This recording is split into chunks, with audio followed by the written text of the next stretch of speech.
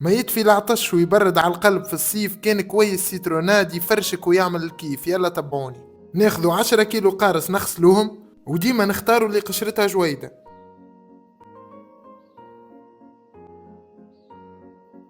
نقسموهم على زوز. 5 كيلو نعصروهم،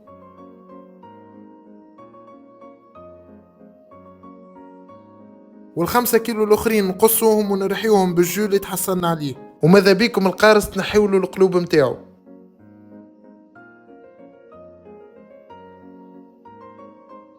بعد نصفيوهم مليح،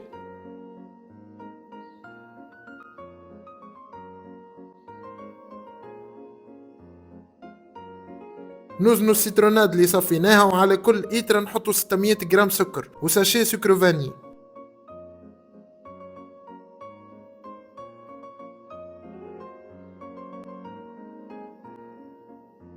نحطوا على إيترا سيترونات كونسونتري زوز إيترات ماء، ولا تنجموا تخبيوها كونسونتري في الكونجيلاتور توصل لمدة عام، وكي تستحقوا تمد قد ما تحب. وهكا نكونوا تحصلنا على سيترونات تفرشك وتعمل الكيف. وما تنساوش تعطيوني رايكم في كومنتير، وتوا يلا نتعدوا للديجوستاسيون.